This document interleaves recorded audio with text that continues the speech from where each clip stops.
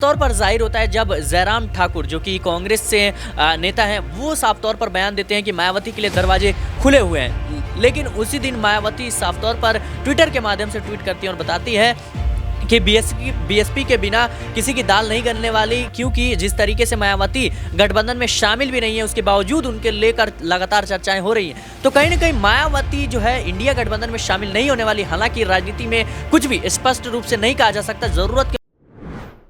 नमस्कार, मैं हूं माही सिंह और आप देख रहे हैं नेक्स्ट 9 न्यूज। चंद्रशेखर आजाद एक ऐसा चेहरा जो दलितों के रूप में एक मुख्य चेहरा माने जा रहे हैं। अब मायावती भी उनके पीछे अब नजर आ रही हैं, क्योंकि मायावती इतने दिन से जो उन्होंने ब्रेक लिया था, कहीं ना कहीं मायावती का जो वर्चस्व था राजनीति में वो चंद्रशेखर से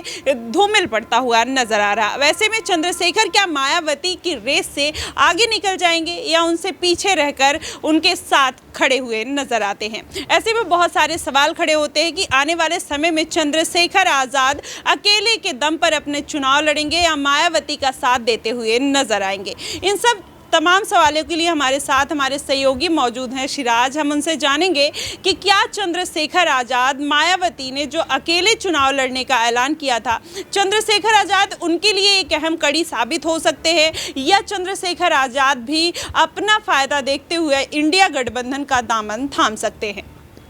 जी बिल्कुल, जैसे आपने चंद्रशेखर का नाम लिया, मैं बताना चाहूँगा कि अभी यूपी की सियासत में दलितों के बीच एक चंद्रशेखर जो है उभरते हुए चेहरे के तौर पर दिखे जा रहे हैं। ख़ासतौर पर हम बात करें तो लगातार जो है मायावती अब कहीं ना कहीं साइलेंट नज़र आई। ख़ासतौर पे उनके जो सांसद है उनको भी अपशब्दों का प्रयोग किया गया संसद में, तो वहाँ पे भी वो कड़ी एक्शन नहीं ले पाई। तो ऐसे में साफ जाहिर होता है कि ट्विटर के माध्यम से राजनीति कभी होती नहीं है देश में। और ख़ासतौर पे जब गांधी परिवार जिन्होंने देश पे इतने साल राज किया उनको भी ज़मीनी स्तर पर जुड़ना पड़ा। आज देखिए कि राहुल गांधी भारत जोड़ो न्याय यात्रा, भारत जोड़ो यात्रा के दौरान लोगों के बीच जा रहे हैं, किसानों के बीच जा रहे हैं, कुलियों के बीच जा रहे हैं, जो गैरेज में काम करते हैं उनके बीच जा रहे हैं। तो कहीं ना कहीं मायावती को इस बात को समझ लेना चाहिए कि ट्विटर के माध्यम से राजनीति होती नहीं है, और ऐसा आप सोच रही हैं तो बिल्कुल गलत है। और चंद्रशेखर इस बात को बखूबी समझते हैं कि अगर उन्हें दलितों के बीच एक नए विकल्प के तौर पर उभरना है तो निश्चित रूप से जो दलित समुदाय है उसको साधने के लिए हमें ज़मीनी स्तर पर जुड़ना पड़ेगा, लोगों से संवाद करना पड़ेगा। और मैं जिक्र करना चाहूँगा रामपुर की घटना जो अभी यूपी की सियासत में बिल्कुल चर्चा में है। तो कहीं ना कहीं रामपुर की घटना से काफ़ी ज़्यादा जो है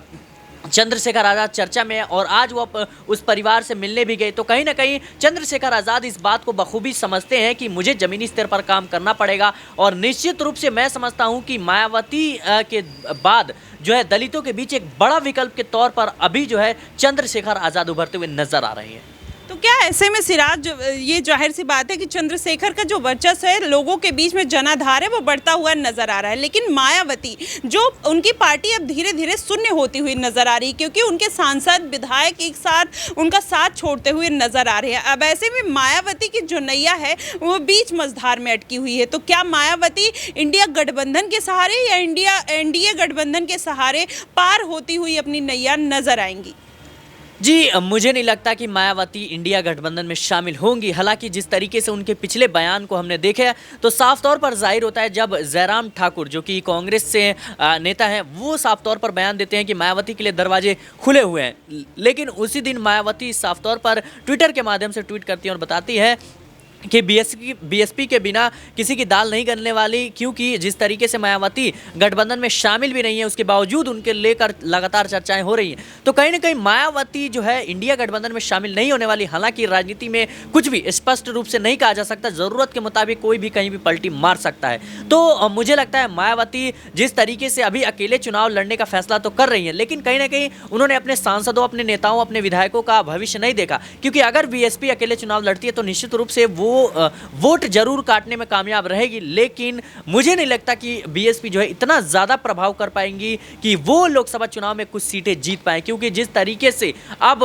गठबंधन में वो नहीं जुड़ रही हैं, निश्चित तौर पे जो उनके नेता हैं वो अपने खुद को जो है कह सकते हैं भविष्य को लेकर इनसिक्योर फील कर रहे हैं। इसी वजह से वो अब दूसरी पार्टियों में जा रहे हैं। खासतौर पर 4 जो उनके सांसद है वो बीजेपी के संपर्क में है, 3 कांग्रेस के और 3 समाजवादी पार्टी के। तो निश्चित रूप से जब पार्टी के जो बड़े दिग्गज नेता हैं वही नहीं रहेंगे तो पार्टी तो शून्य होगी ही।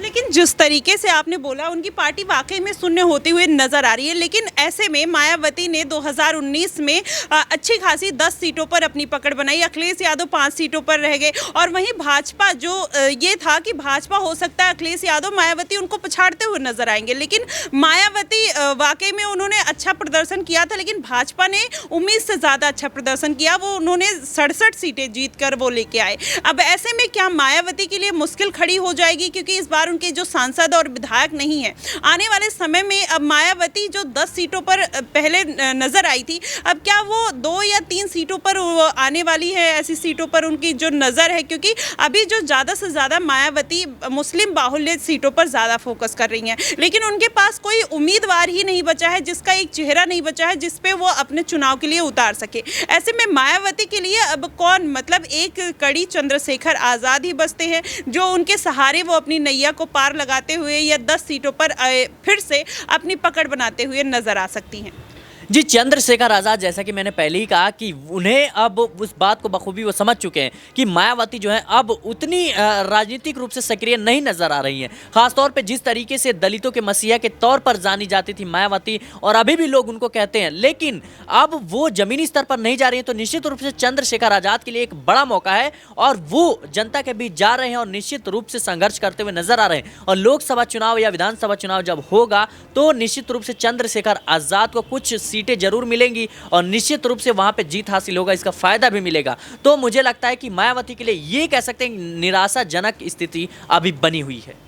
वाकई में जिस तरीके से मायावती ने यहाँ के लोगों में अपना जनाधार बनाया था और एक तरीके से 2007 में मायावती बिना किसी सपोर्ट के कहीं ना कहीं अपना वर्चस्व कायम करती हुई नजर आई थी, लेकिन जिस तरीके से अभी कुछ सालों से उनकी पार्टी को जोर का झटका लगा, लेकिन इस बार वो बीच में एक्टिव नहीं रहने की वजह से मायावती को कहीं ना कहीं वो लोगों से दूर होती नजर आ रही हैं। और जिस तरीके से भाजपा ने कमबैक किया है और अलग अलग मुद्दों को अलग अलग लोगों में उन्होंने अपनी पैठ बनाने की कोशिश की है, कहीं ना कहीं उन्होंने हर तरीके के हर वर्ग के वोटों को अपनी तरफ साधने की कोशिश की है। कुछ पहले कुछ वर्ग थे जिसमें सिराज, जिसमें से कुछ पंडित वर्ग और कुछ दलित वर्ग, केवल सपा और यादव वर्ग, ये सपा और केवल मायावती को वोट देते हुए नजर आते थे, लेकिन ये जब से भाजपा आई है, भाजपा ने बहुत सारे ऐसे वोटर्स को अपने खेमे में लेते हुए नजर आए, जिसमें यादव भी है, दलित भी है, मुस्लिम भी है, जैसे ट्रिपल तलाक जैसे मुद्दे हुए तो उसमें महिलाओं का बहुत ज़्यादा योगदान भाजपा की तरफ देखने को मिला। उन्होंने कई महिलाओं ने आगे बढ़कर भाजपा को अलग तरीके से सपोर्ट किया। तो ऐसे में क्या वाकई में भाजपा ने वो सारे वोटों को अपनी तरफ खींचने की कोशिश की है? ऐसे में सपा और मायावती दोनों की मुश्किलें बढ़ती हुई नजर आएंगी। जी बिल्कुल, इसमें कोई दो राय नहीं, क्योंकि भाजपा ने अभी खासतौर पर जिस तरीके से विपक्ष ने जातीय जनगणना का मुद्दा उठाया था, उसके बाद से ही लगातार हमने देखा कि अभी विधानसभा चुनाव जब हुए वहां पे मध्य प्रदेश की कह सकते हैं सत्ता में जो है मोहन यादव, जिनका नाम हमने कह सकते हैं कि अपेक्षा नहीं की थी कि वो मुख्यमंत्री बन जाएंगे, तो कहीं ना कहीं यादव समाज को मुख्यमंत्री बनाना, यादव चेहरे को कह सकते हैं मुख्यमंत्री बनाना, ये कहीं ना कहीं जातीय जनगणना को एक भेदने जैसा बात होगा। खासतौर पर देखिए कि विष्णुदेव साय जो कि आदिवासी समुदाय से आते हैं, उनको छत्तीसगढ़ का मुख्यमंत्री बनाया गया। वहीं ब्राह्मण समाज को भी जो है बीजेपी, जो कि खास तौर पर ब्राह्मण समाज जो है बीजेपी से नाराज रहती है, तो कहीं ना कहीं अब भजन लाल शर्मा को जिस तरीके से राजस्थान का मुख्यमंत्री बनाया गया, इससे साफ जाहिर होता है कि बीजेपी भरपूर कोशिश कर रही है कि जातीय जनगणना का जो मुद्दा है, जो कह सकते हैं जो हर देश की पार्टी कर रही है, उस मुद्दा बना रही थी, अब उसको भेदने का प्रयास किया। अब देखिए कि किस तरीके से अखिलेश यादव भले ही आज यादव समुदाय की जो है रणनीति करते हैं, आज बीएसपी या कोई भी पार्टी हो जो दलितों का प्रतिनिधित्व करती है, लेकिन बीजेपी ने उस बात को करके दिखाया और निश्चित रूप से बीजेपी का एक अलग कह सकते हैं प्रयास है और मुझे लगता है आने वाले समय में बीजेपी को इसका निश्चित रूप से फायदा मिलेगा। जी बिल्कुल, वाकई जिस तरीके से बीजेपी ने अपनी सीटों पर अपनी पकड़ बना रखी है और इस बार उनका 80 सीटों पर ही मैक्सिमम वो अपना वोटर्स चाहेंगे कि वहां पर ज़्यादा से ज़्यादा वोटर्स उनके पाले में आते हुए नजर आए। ऐसे में बीजेपी अपना दम खम लगाने में नजर आ रही है, कहीं ना कहीं इसी भरोसे वो सांसदों को भी तोड़ते हुए नजर आ रही है, जिससे ज़्यादा से ज़्यादा सीटें को अपने खेमे में ला सके और इंडिया गठबंधन और अखिलेश यादव को जाहिर तौर पर कमजोर किया जा सके। ऐसे में मायावती के लिए मुश्किल आने वाले समय में खड़ी होती है, लेकिन मायावती अगर आने वाले समय में उनको किसी भी खेमे में जाने का मौका मिला और उनकी अच्छी खासी सीटें आती हैं तो हो सकता है आने वाले समय में वो एनडीए गठबंधन का दामन थामते हुए नजर आए, और वाकई में जिस खेमे में वो जाएंगी उसको फल मिलता हुआ ज़रूर नजर आएगा। लेकिन आपकी इस पे क्या प्रतिक्रिया बनती है कि क्या वाकई में मायावती इन सारी चीज़ों को अपने फायदे के लिए आने वाले समय में यूज़ करती है या फिर वो अपनी पार्टी पे अच्छी पकड़ बनाती हुई नजर आती है? आपकी इस पे क्या राय होगी, आप हमें कमेंट सेक्शन में ज़रूर बताइएगा। फिलहाल के लिए बस इतना ही। देश और दुनिया की तमाम खबरों के लिए हमारे साथ बने रहिए नेक्स्ट 9 न्यूज़।